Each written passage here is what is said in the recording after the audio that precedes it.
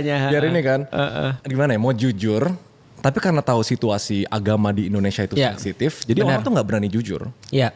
Padahal kan realitanya kalau misalnya kita jujur sama diri sendiri, kita belum paham nih, belum dalemin, tapi kita mau belajar, itu harusnya lebih bisa motivasiin orang gitu. Ya, itulah kenapa aku bilang Indonesia itu sebenarnya pemahaman terhadap agamanya itu belum dewasa.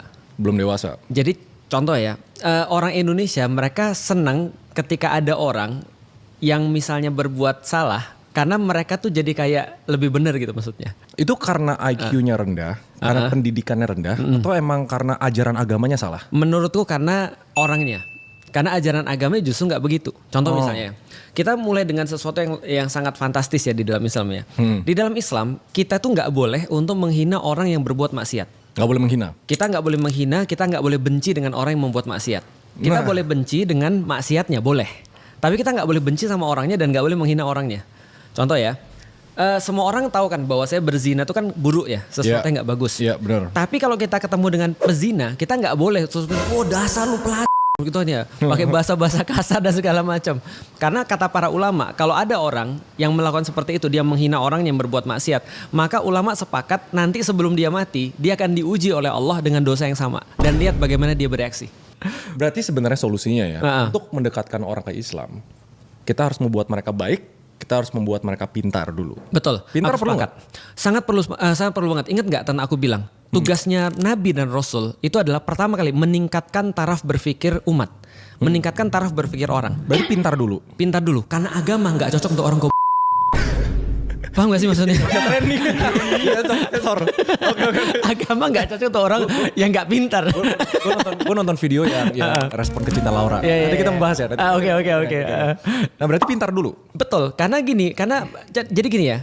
Lu pernah bilang kan ya, bahwasanya ada orang-orang yang ketika dia beragama justru menjustifikasi dia untuk berbuat kasar. Dia berbuat kasar untuk orang tuanya. Untuk temen-temennya. Bayangin lu, pas mabuk-mabuk bareng, mereka nggak pernah ribut tuh ketika mabuk bareng. Ini pas gue sholat Jumat pertama kali, ceritain kayak kamu kalau ketemu sama orang yang non Muslim, paksa mereka masuk Muslim, gunakan force kalau perlu gitu loh. Itu kata dia. Iya. Dan itu kayak sebenarnya balik lagi kan, sebenarnya bukan agamanya yang bikin gue nggak kayak serak waktu itu. Perspektif sama, nggak serak sama agama karena orang-orang beda-beda orang punya beda-beda value dan mereka mentranslate-nya tuh jadi kayak kok ini bukan yang seperti diajarkan sama agama. Betul. Makanya kalau balik lagi pada pertanyaan tadi, orang berpikir itu yang cocok untuk masuk Islam. Iya, berarti nasibnya gimana di Indonesia? Nah, makanya sebenarnya kita harus naikin dulu grade-nya orang-orang Indonesia untuk berpikir. Aku nggak bilang mereka suruh keluar semua dari agama Islam ya, enggak. Tapi caranya adalah gimana caranya literasinya mereka naik. Nah, ketika literasi mereka naik, agama ini jadi compatible buat mereka. Karena agama apapun bro, dipegang sama orang-orang yang nggak pintar, ini jadinya ngerusak. Itu benar. Itu kan ya. Apakah mereka ngebom? Apakah mereka bisa nyakitin orang lain? Dari segi sederhana nggak bisa untuk bisa padu dengan orang lain, nyari ribut terus. Nah itu kan orang agama tuh. Coba bayangin ya, tiba-tiba dia baru belajar 1-2 dalil, dia kemudian gunakan tuh untuk buat ribut sama temen-temennya. Itu problemnya tuh. Kalau habis pintar ya. Oke, itu kalau itu mah PR panjang banget sih. PR panjang di banget. Indonesia tuh panjang banget bikin orang pintar. Lu mau tahu cerita lucu? Ustadz Adi Hidayat itu belajar Islam aku nggak tahu berapa tahun dan dia pintar banget. Artinya dia bisa inget seluruhnya itu bahkan sampai baris keberapa di halaman berapa. Itu hafalannya sampai di titik itu tuh. Nah itu Ustadz Adi Hidayat tuh. Dia belajar ya taruhlah kalau S1 5 tahun ya, 4 tahun 5 tahun. S2 misalnya taruhlah sekitar 2-3 tahun. S3 another 3 tahun misalnya. Ya sepanjang itulah dia belajar. Tapi tiba-tiba sama orang baru belajar 2 pekan, 3 pekan, dia bisa langsung bilang ini Ustadz yang gak benar. Aku bilang ini kayak ada orang gak bisa nyanyi tapi jadi juri orang nyanyi. Come on. Nah ini kenapa bisa begitu? Ini jelas-jelas bukan karena agamanya, tapi karena orang-orang tadi yang belum sampai pada satu titik dia berpikir, lantas dia sudah beragama. Makanya agama ini gak cocok untuk orang yang gak mikir. Oke, berarti kita di jalur yang tepat guys. Kita udah dijawab di podcastnya juga. Kalian nonton. Sebenarnya sekarang sabar. Oke. Jadi ini aturan baru di podcast. Oke. Jadi setiap 5 menit mau kita lagi bahas apa, kita harus buka pertanyaan netizen. Siap. Bagus itu. Aduh.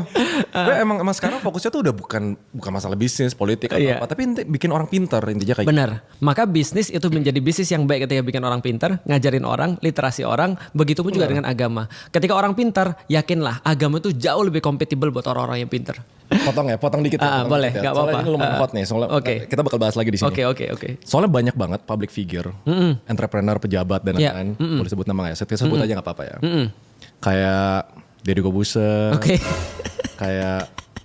Kayak kita bikin masalah nih. Kayak Dr. Richard. Kayak bahkan Tom Lembong, teman-temannya itu banyak banget. Banyak banget mereka yang Muslim memegang posisi yang sangat kuat. Betul. Gue tuh kayak nggak habis mikir ini orang emang, karena gue tuh mereka logik gitu loh. Apakah mereka Islam by design karena cuma buat dapat validasi politik atau apa, atau kayak mereka mau mendalamin Islam dan apa posisi kita buat boleh nggak kita ngejudge itu? Kita kalau menjudge keislamannya nggak boleh. Karena tadi itu balik lagi masuk daerah keyakinan dia. Bahwa kita menjudge Islam itu nggak boleh. Bahwa kayaknya ini pura-pura misalnya, itu nggak boleh. Nah, gue sering dijudge masalahnya. Lu dijudge apa? Setiap gue update, pokoknya gini, gue udah tahu nih, setiap gue update apapun di hari Jumat, komennya sholat Jumat lu jangan apa tuh namanya, lu malah meeting, lu malah apa, masa lebih penting. Nah gue sering tuh digituin tuh. Netizen tidak akan pernah berhenti dengan apapun yang kita lakukan. Apakah itu baik, apalagi itu buruk. Mereka lebih seneng lagi karena yang mereka cari itu bukan, sebenarnya yang mereka cari itu bukan kebaikan antum. Tapi yang mereka cari adalah bagaimana cara memuaskan diri mereka sendiri, dan itu problematis. Karena problemnya mental health adalah dia selalu bagaimana caranya memuaskan dirinya sendiri, bukan memuaskan orang lain kan gitu kan ya. Dengan cara merendahkan orang lain. Dengan cara merendahkan orang lain. Contoh kayak gini ya misalnya. Taruhlah misalnya kita belum Jumatan. Atau aku nggak Jumatan. Apakah komentar itu membantu aku untuk Jumatan? Jawabannya adalah jelas tidak. Benar. Apakah itu menjadi validasi bagi aku untuk tidak Jumatan? Iya. Sekalian. Nah, makanya yang dicari oleh orang yang dakwah itu bukan orang jadi gini, yang dicari oleh orang yang berdakwah itu bukan membuktikan bahwa dia lebih baik daripada orang lain. Tapi adalah bagaimana caranya orang lain itu jadi baik seperti dia. Dan itu beda banget. Karena yang pertama itu dilandasi dengan cinta kepada dirinya sendiri, yang kedua itu dilandasi dengan cinta kepada orang lain. Nah, mana yang mana kita mau pilih kan gitu kan ya. Nah, maka kalau kita balik lagi kepada hal yang tadi, kalau kita lihat misalnya kayak Deddy Corbuzier atau misalnya Dr. Richard atau misalnya Tom Lembong dan segala macam, mengenai urusan keyakinan mereka pada Allah kita serahkan kepada mereka sendiri. Tapi aku secara pribadi boleh untuk bukan memeriksa ya, boleh untuk melihat apa yang menjadi manfaat mereka terhadap dunia Islam. Nah, itu yang menjadi satu hal yang harus kita fokuskan. Karena orang tuh nggak peduli dengan keislaman kita. Yang orang peduli adalah efek keislaman kita pada orang lain. Contoh kayak gini deh. Gue bilang gini, Ray, datang ke rumah gue dong, Ray. Ngapain ke rumah lu? Lihat gue sholat, Ray. Lu bilang, lu ngapain ngundang gue cuma lihat lu sholat gitu kan ya. Atau gue bilang gini, Ray, rumah gue tunjukin seberapa keyakinan gue tuh 100% terhadap Allah. Nggak ada untungnya. Tapi gue bilang, Ray, ke rumah gue dong. Ngapain? Makan. Gue tetap pengen jadi kayak muslim yang kaya raya, analoginya gitu, ya kan? Tetap berbisnis, tetap jualan produk, tetap apa gitu. Tapi kesannya kayak semua kalau disambungin sama agama itu selalu disalahkan. Oh ini cuma riding agama buat biar bisa menang politik, buat biar bisa apa. Ini kalau fun fact-nya, kalau Google, siapa bilioner orang-orang kaya di dunia yang beragama muslim. Betul. Kalau dijawab sama AI, selain dari Arab ya, orang Indo itu banyak banget. Hartono, Prajogo Pangestu dan lain-lain gitu. Terus kayak gue mikir, yang bukan muslim maksudnya? Ya muslim. Yang muslim? Itu muslim, tulisannya kayak gitu di AI-nya ya. Oh iya, oke. Gak tahu mereka beneran muslim atau enggak. Pertanyaannya itu. Apakah mereka muslim just for the sake of dapat validasi? Dan itu boleh nggak gitu? Sebenarnya gini, kalau aku lihat ya, di dalam Islam tuh tidak ada satupun larangan untuk orang jadi kaya. Sama seperti tidak ada larangan untuk orang jadi miskin. Oke, gitu kan, bener. Nah sebaliknya, nggak ada juga kewajiban di dalam Islam untuk jadi kaya. Ataupun kewajiban untuk jadi miskin. Berarti sebenarnya emang gak ada kewajibannya. Bukannya ada ya satu kayak jangan nggak boleh miskin, bukannya ada ya? Nggak ada. Yang ada adalah miskin mendekatkan pada kekufuran. Tapi ada, jadi gini, aku jelasin dulu basic pandangan Islam. Pandangan Islam basicnya adalah ngelihat kaya sama miskin tuh sama-sama ujian. Sama-sama sebuah hal yang harus kita jawab. Contoh misalnya ya, kalau kita pergi ke sekolah dan kita punya ujian itu kan cuma soal. Soal itu tidak ada masalahnya. Yang masalah adalah cara jawabnya itu masalah. Benar. Kalau cara jawabnya benar, dapat nilai bagus. Kalau cara jawabnya salah, nilainya jelek kan gitu kan ya. Benar. Nah, kaya dan miskin itu soal. Cara jawabnya seperti apa? Oke. Kalau kaya itu membuat kita lebih dekat sama Allah, berarti kekayaan itu berkah. Kalau kemiskinan lebih dekat pada Allah, berarti kemiskinan jadi berkah. Tapi kalau argumentasi kayak gini, Iya, kalau kita kaya kan kita bisa lebih banyak ngebantu orang. betul. Dan lebih baik menangis di Ferrari daripada di bajai. Benar, itu benar juga. Nah, makanya di dalam Islam apapun yang mengantarkan kita kepada Allah itu jadi bagus, apakah itu kaya, apakah itu miskin. Tapi yang menjauhkan kita daripada Allah, nah apakah itu kaya, apakah itu miskin, jadinya buruk. Contoh kayak gini ya misalnya. Pertanyaan aku sederhana. Menurut Ray lebih sulit ujian orang susah atau ujian orang kaya? Ujian orang susah. Yakin? Nggak tahu. Oh mungkin bener juga kalau kaya jadi kayak banyak cobaan yang Betul. nggak ngerti. Ternyata banyak orang yang lebih banyak orang yang lulus ujian ketika dia susah ketimbang dia ujiannya ujian kaya. Wow. Contoh ya misalnya ya, kita bisnis nih misalnya, kita bisnis, Ray kita bisnis sih, oke, kita bagi berapa nih 50-50. Lu bagian promosi, aku bagian dalam nih, aku bagian finance dan segala macam. Aku lu bagian luar, aku bagian dalam. Oke. Ketika kita nggak ada duit, itu kita nggak akan ribut. Benar. Tapi begitu kita ada duit, Itu yang mulai ada selalu mikir, terjadi. kan? Itu yang selalu terjadi. Kayaknya nggak bisa 50-50 deh. Nah itu benar. Kayaknya 60-40 deh. Kayaknya aku lebih banyak daripada dia dan seterusnya. Yang gue sering lihat terjadi di Indonesia, karena orang segila agama itu mungkin bilangnya mabuk agama. Benar, mabuk agama. Itu bisa membodohkan orang. Banget. Dan itu yang kayak, in a way ya, setiap ngobrol sama orang yang dalam banget soal agama, kayak ngomong agama, nggak tahu kenapa udah jadi di belakang kepala tuh, waduh ini orang udah mabuk agama. Agama, Jadi kayak betul. nggak bisa diomongin secara logika, nggak bisa karena kenapa realitanya begitu? Ya, ini berbicara realita, ini yang menjadi self introspection pada setiap muslim yang ada di Indonesia dan ada di dunia. Tapi ya karena kita orang Indonesia, kita ngomong di Indonesia. Jadi gini, problematikanya adalah agama di Indonesia itu tidak pernah dimulai diajari dengan why, tapi dengan what and how. Karena diajari dengan what and how, kebanyakan mereka jadi problem, jadi masalah. Contoh ya, sederhana. Kenapa kita bilang misalnya ada orang beragama dia semakin misalnya sulit untuk diajak untuk rasional, untuk diajak untuk ngobrol secara logika. Karena dari awal dia melihat agama itu tidak rasional. Dia nggak mulai dengan why, dia mulai dengan what and how. Contoh ya, kita berbicara tentang takdir misalnya.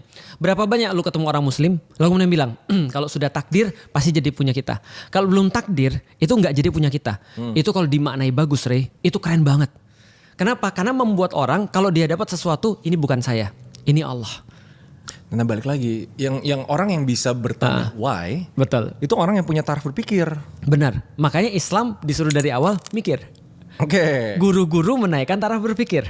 Termasuk Ray menjadi guru karena menaikkan taraf berpikir orang. Nggak harus jadi ustadz kan.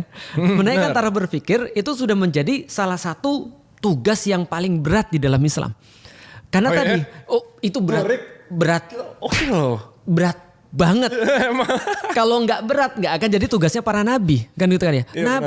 Aisyah bilang begini, Bunda Aisyah bilang bahwasanya Rasulullah itu mengajarkan kepada kami akidah dulu, why dulu sebelum halal dan haram.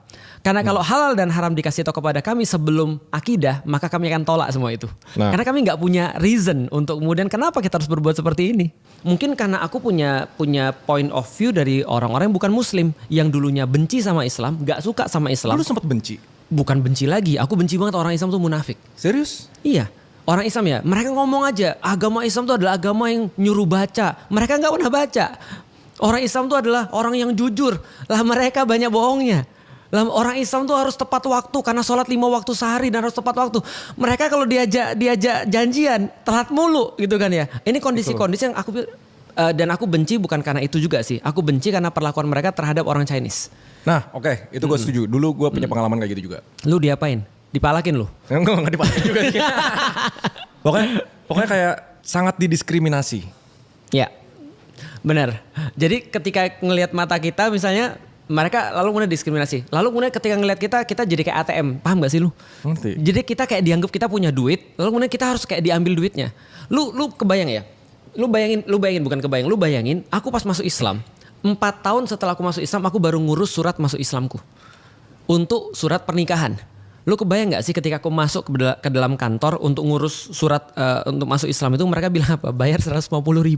Serius gara-gara lihat mukanya Cina gitu? Iya.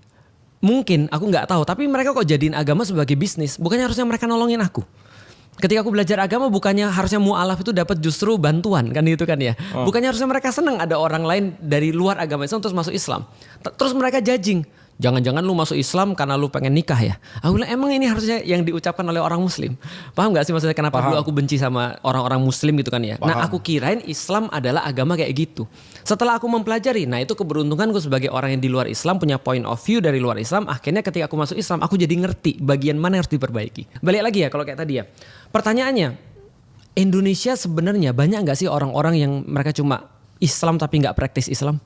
Ya banyak teman gue yang anggap sholat 5 waktu tapi masih berbuat buruk, Betul. masih banyak lah kayak nggak bener lah hidupnya gitu. Artinya inilah yang aku lihat sebagai kesempatan tuh dakwah kan gitu kan ya. Karena tidak semua orang tuh born menjadi orang-orang yang baik. Bahkan aku lihat jarang banget sih ada orang benar-benar sudah dari awal sudah jadi baik banget kecuali kalau bapak ibunya orang-orang baik ya. Dan itu pun banyak orang-orang yang bapak ibunya orang baik, anaknya nggak baik loh. Iya gak sih? Iya bapak ibu, mama baik. Karena mama baik, anaknya jadi baik kan gitu kan ya. Yeah. Tapi aku pengen kasih tahu gak sih yang aku khawatirin apa? Ketika aku jadi seorang, taruhlah ya pendakwah, orang-orang kenal dan bilang aku ustadz. Anak-anakku ngelihat aku sebagai seorang ustadz misalnya ya, tapi dia gak suka dengan kelakuan aku. Itu yang menyebabkan aku khawatir banget anak-anakku gak ada yang mau jadi ustadz. Ngerti. Karena kebanyakan para pemuka agama, anak-anak yang gak ada yang mau jadi pemuka agama karena sebel sama bapaknya. Karena sebelah sama bapaknya bukan sebelah sama agamanya kan? Betul. Karena sebelah sama bapaknya jadi sebelah sama agamanya. Karena dia nggak mau jadi yang dia bilangin kalau lihat bapaknya ninggalin keluarga terus nggak pernah ngobrol misalnya atau nggak pernah ngasih hak kepada anak-anaknya segala macam, itu membuat dia sebel sama orang dan sebel sama agamanya. Nah kita balik lagi berarti praktis ini adalah ujung daripada sesuatu yang kita usahakan. Praktis Islam itu adalah ujung. Aku lebih mau membahas bukan ujungnya, tapi aku lebih mau membahas ini prosesnya. Karena ujung itu nggak penting bagiku selama prosesnya sudah jalan. Oke. Makanya kalau aku boleh ngasih saran gini, lu pernah dengar ada cerita hadis orang yang bertobat? Hadis orang yang bertobat. Ada orang bunuh 99 orang, mau tobat. Membunuh nih, bayangin nih killernya 99 nih, ini udah keren banget nih. Dia mau tobat, dia nemuin satu pemuka agama. Dia nanya, boleh gak gue tobat, bisa gak gue tobat? Pemuka agama bilang, emang kenapa kamu? Aku bunuh 99 orang. Lalu kemudian pemuka agama, banyak banget, gila mana mungkin Tuhan nerima tobat lu. Dibunuh juga tuh. Genep kan 100 kan ya. Nah setelah dia bunuh 100, tapi dia masih ada nih keinginan untuk bertobat. Dia datang lagi sama seorang pemuka agama lagi. Aku bisa gak tobat? Pemuka agama nih ngelihat dia, lalu kemudian dia bilang gini, bisa, tapi gak di sini. Tapi gak di sini. Ini ada banyak sekali pelajaran. Salah satu adalah kalau kamu mau tobat, kamu harus tidak boleh di tempat asal. Kamu harus pergi. Gak boleh di tempat asal secara geografis, secara fisik apa? Harus pindah. Gamanya gini deh, lu tau teori distraksi gak? Ya, kalau kita mau distraksi, kita harus melakukan sesuatu yang berbeda. Benar. Nah jadi contohnya misalnya, kalau kita tahu bahwa kita melakukan sesuatu, itu ada polanya, kita harus rusak polanya. Untuk ganti supaya perlakuan yang berbeda, perilaku yang berbeda. Nah itu ngerusak pola namanya. Nah jadi kamu gak boleh di sini, kamu harus di kota yang lain. Maka dia bilang, oke, siapa harus aku temui? Temui orang ini di kota ini. Di perjalanan dia jalan, dia meninggal. 2 malaikat datang, kata Rasulullah, nyeritain hadis ini. 2 malaikat datang berebut. 1 malaikat surga, 1 malaikat neraka. Ini punya gua, enggak ini punya gua. Ini punya gua, ini enggak punya gua. Berarti tanda kutip dia belum tobat, belum tobat, tujuan, belum sampai tujuan. Tapi udah mau ngikutin. Akhirnya setelah kemudian mereka ribut berdua, ini dia masih parah nih, 100 orang udah dia bunuh, pemuka agama lagi dia bunuh. Enggak kok dia mau tobat, tapi kan belum nyampe. Enggak, dia udah mau jalan. Datang kemudian malaikat yang diutus oleh Allah, lalu bilang gini, ukur jaraknya lebih dekat tempat pertobatan atau lebih dekat tempat dia maksiat. Ternyata dalam hadis itu dikatakan dia selangkah lebih dekat kepada tempat pertobatan. Dan dia dihitung sebagai orang yang bertobat walaupun dia belum bertobat. Artinya proses lebih penting. Lu yang dimaksud. Login. Oh, lu udah di lo. Erik tuh. Iya. Mana tuh mandatnya kalau nggak dia dipecat. Wah. 14 hari. Iya. Jadi proses itu sangat penting sekali dan itu worth bagiku. Aku nggak lihat ujungnya, tapi yang dilihat adalah prosesnya. Aku kepikiran tentang kata-kata Imam Syafi'i. Dia bilang popularitas itu adalah sebuah kehancuran, sebuah kebinasaan. Popularitas adalah, apalagi bagi aku. Karena aku ini kan adalah orang yang mengklaim bahwa aku kan mendakwahkan Islam. Iya. Tapi pertanyaan yang selalu aku pertanyakan pada diri sendiri, aku mendakwahkan Islam, atau aku mendakwahkan diriku sendiri. Aku mengenalkan Allah atau aku mengenalkan diriku sendiri. Tapi kalau misalnya dengan mengenalkan diri sendiri, mengenalkan tentang Allah, Masih boleh dong. Selama antum bisa menjaga itu tetap menjadi tujuan, itu adalah urusan antum pribadi dan orang lain nggak boleh untuk menjudge antum. Artinya contoh kayak gini ya, kita balik lagi pada bisnis tadi ya. Orang lain nggak boleh menjudge bahwa ini Raymond memvalidasi dirinya sendiri atau Raymond ini membuat cult. Enggak, itu urusan diri antum dengan Allah. Itulah namanya hati, dan kita nggak boleh menjudge hati orang. Yang kita boleh judge adalah hati kita sendiri. Oke. Maka pertanyaannya adalah untuk diri kita sendiri, bukan untuk mempertanyakan dengan orang lain. Agama itu adalah ketika antum merasa setiap ayat itu adalah berbicara tentang antum. Oke. Bukan tentang orang lain. Nah, pertanyaan sekarang kita lebih suka menilai orang lain atau menilai diri sendiri? Cepet. Oke. Gimana cara Nabi Muhammad sukses dalam berbisnis? Nabi Muhammad itu menjalankan bisnis istrinya, Bunda Khadijah. Ketika di awal-awal sebelum kemudian menikah, beliau juga orang yang sangat berdagang ya. Dia berdagang sampai ke negeri Syam, pusat perdagangan pada saat itu. Jadi kalau kita dikatakan bagaimana cara berdagang yang baik, aku pikir Nabi Muhammad punya kesamaan dengan orang Cina zaman sekarang. Kalau kita mau lihat relate-nya seperti apa ya. Nabi Muhammad punya kesamaan dengan orang Cina zaman sekarang. Bukan orang Cina yang promosi miras dengan Muhammad. Bukan. Oh, bukan. Bukan, yang itu beda lagi. Nah, kalau itu nanti di ring tinju. Nah, tapi coba kita lihat apa kesamaannya. Aku iseng-iseng nanya ya, kenapa kalian beli ke toko orang Chinese? Kenapa nggak beli ke toko orang pribumi, dan mereka kan muslim? Mereka jawab sederhana, aku nggak mau digetok. Okay. Orang Chinese ketika berdagang, minimal ketika yang aku lihat selama ini ya, mereka dagangnya jujur. Benar nggak sih? Artinya yang lu keluarin uang itu yang lu dapat. Kita nggak berbicara yang bohong ya, yang jujur. Setidaknya mereka ada kepastian ketika mereka berbicara dengan orang-orang Chinese gitu maksudnya. Nah, maka Nabi Muhammad adalah orang yang jujur dalam berdagang. Itu yang pertama tuh. Yang kedua, Nabi Muhammad pintar banget dalam melihat potensi-potensi bisnis.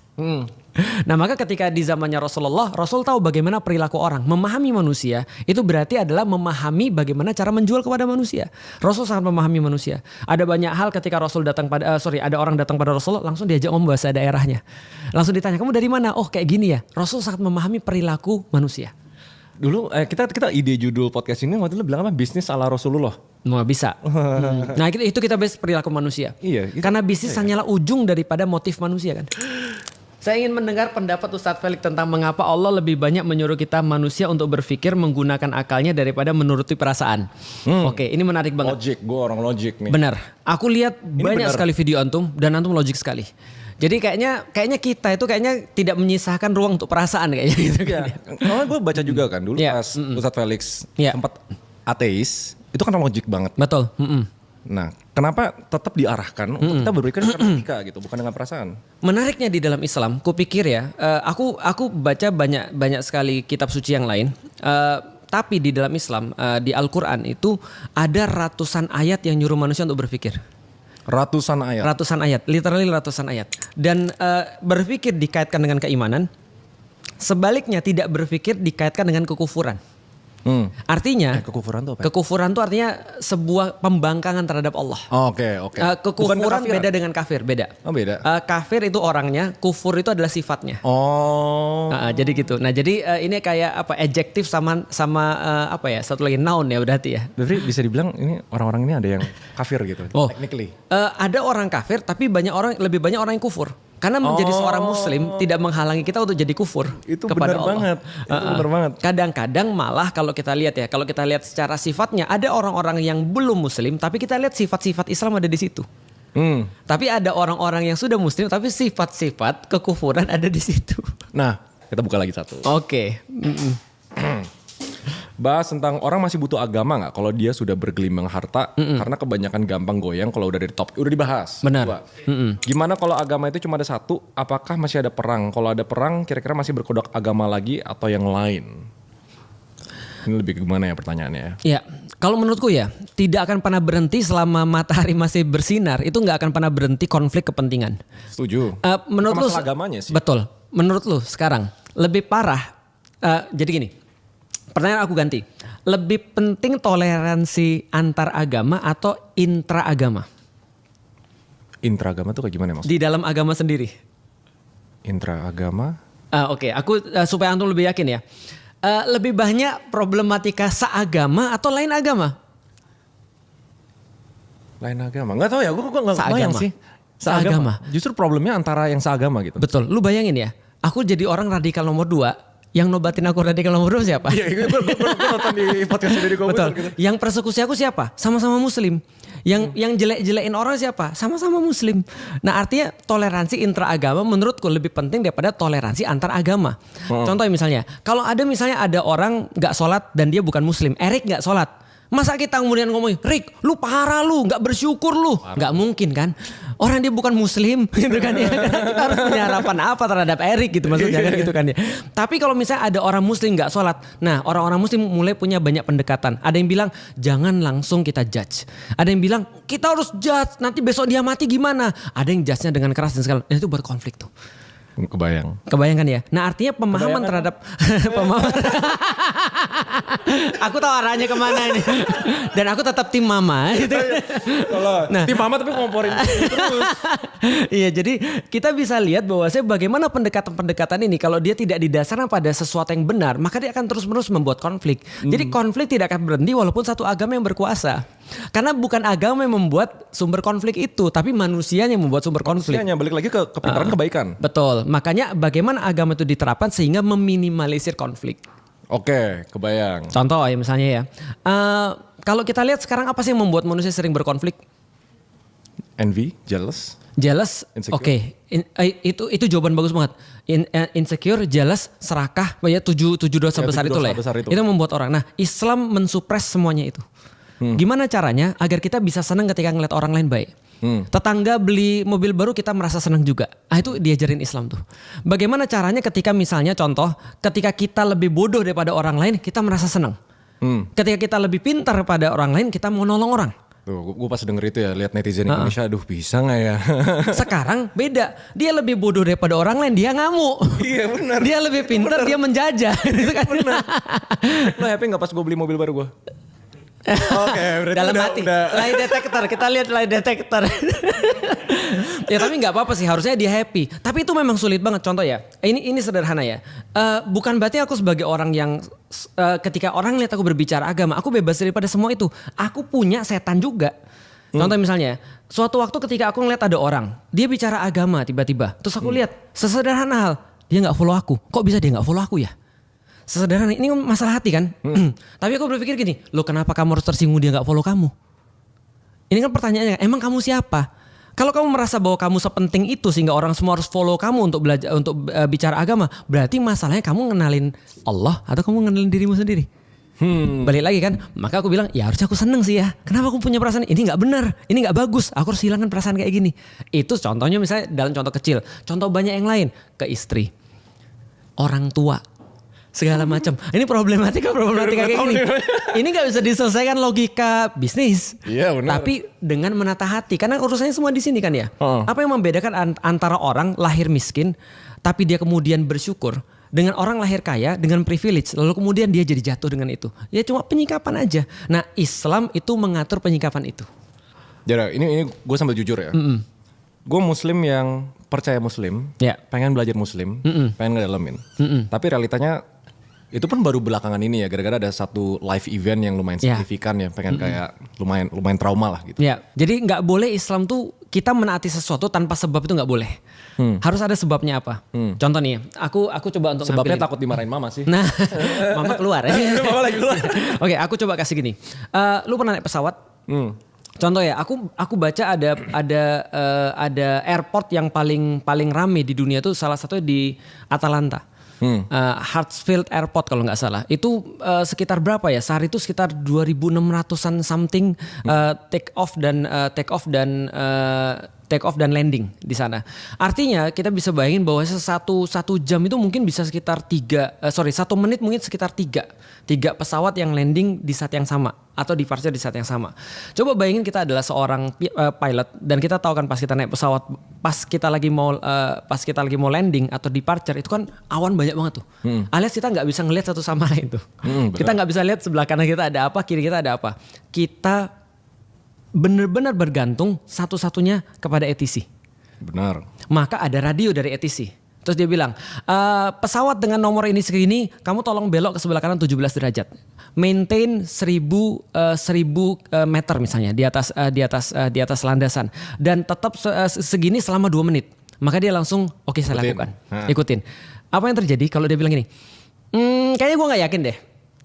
Gue tunggu dulu 2 menit dulu, gue lihat nih tabrakan lu, paham gak sih maksudnya? Maka setiap itu harus langsung dia dengar, dia lakukan. Kenapa? Yang penting dia pastikan adalah bahwa ini radionya dari ATC. Kalau bukan dari ATC dia bisa ignore. Tapi kalau itu dari ATC dia harus nurut karena kehidupan dia dan seluruh orang-orang di belakang dia itu tergantung pada ATC. Bisa dipahami ya. Nah itu sholat tuh begitu kira-kira. Jadi sebelum kita mengetahui manfaatnya, setidaknya kita tahu ini dari sumber yang tepat yang nyuruh kita nih. Nah itu dulu aja tuh. Nah artinya poin 1 sumber. Nah poinnya sumbernya adalah frekuensi yang tepat. Yang kedua baru kemudian ya kita lihat kehidupan sehari-hari. Seorang pebisnis ataupun olahragawan ataupun semua yang lain itu berkata hal yang sama. Yang paling penting dalam semua yang kita geluti adalah disiplin. Karena nggak ada apapun tanpa disiplin. Nah agama ini salah satunya ngajarin disiplin. Dari awal sholat 5 waktu itu disiplin. Apapun yang terjadi lo harus sholat dalam rentang waktu ini dan ini. Ketika lu sudah punya disiplin di perkara-perkara kecil dan itu berkesinambungan terus menerus, maka lu bisa untuk secara kemungkinan lebih bisa menghadapi perkara-perkara yang lebih besar yang lain.